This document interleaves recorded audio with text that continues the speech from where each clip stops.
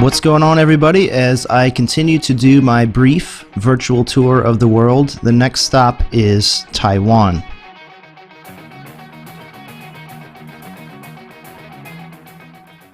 I spent about 5 days in Taichung City. This was actually the first night that I was there.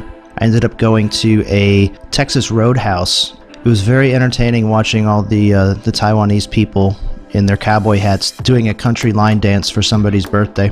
I was pretty much there by myself for the first few days. I came across this place where they actually fish here, but they make the water bubbly so you can't see what's inside. They pay to fish there all night. It's pretty interesting. I came across a bunch of different temples. I'm not really sure if those are Buddhist temples or Taoists. I really don't know, but this was so weird. The trash trucks sound like ice cream trucks. I was really in culture shock in Taiwan. A lot of languages are based on Latin, and you can kind of guess what a word is saying, but most Asian countries, it's all symbols, and if you don't know what they mean, then you're not reading a damn thing. In case you haven't noticed yet, most people get around by scooter, which I thought was awesome.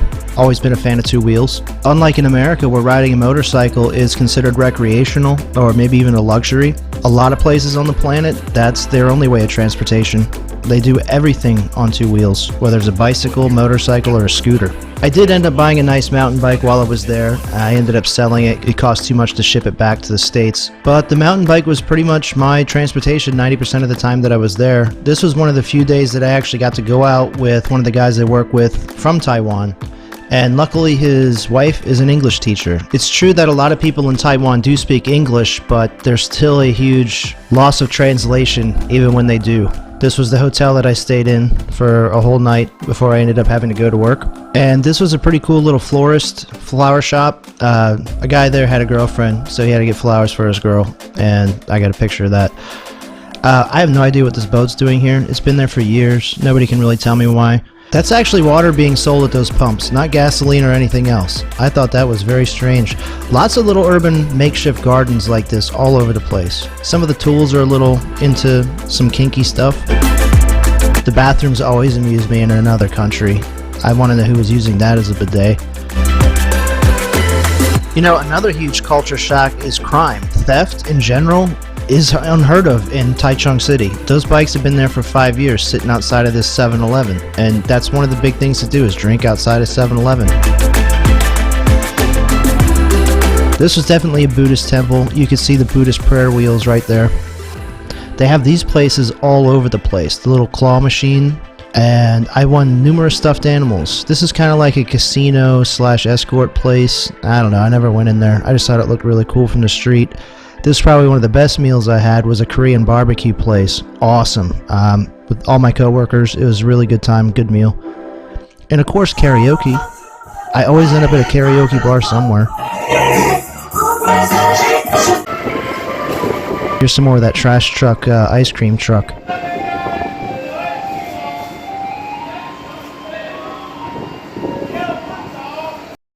I know I said brief, but I need to catch my breath after that.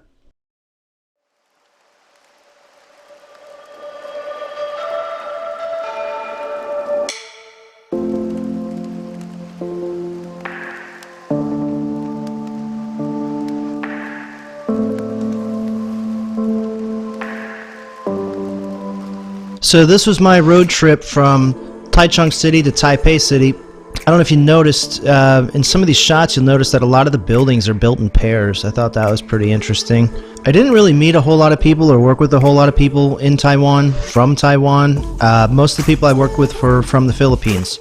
I'd say 80% of the people I worked with on this trip were Filipino, and there were a lot of them. Right now their country's getting hammered, and I hope that their friends and family and everybody I work with are doing well and that they're all safe. This is Taipei 101, the only building I've ever been in where I actually got dizzy looking out the window. I think there's some of the fastest elevators in the world, and your ears pop numerous times on your way up to this level. Unfortunately, the view that day wasn't very clear. Then again, in Taipei City, the view is rarely ever clear.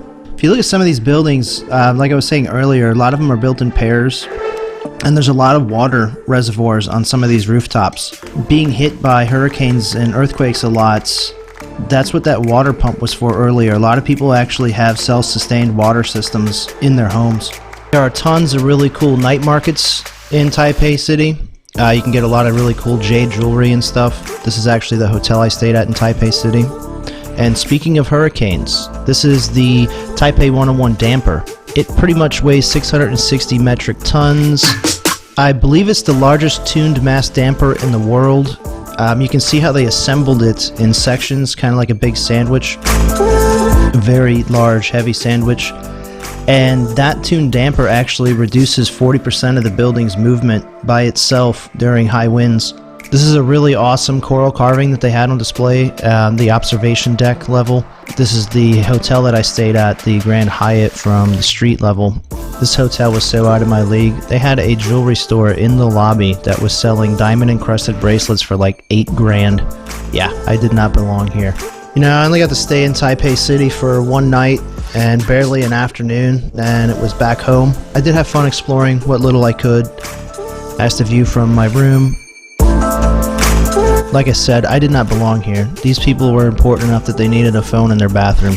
The most impressive thing to me in Taipei City was honestly Taipei 101. The engineering involved in that was phenomenal and impressive. If you're interested in any more Taiwan engineering feats, you should look up the Sichuan Tunnel. I'm pretty sure I butchered that name, but I'll leave a link for it in the description below to get you started.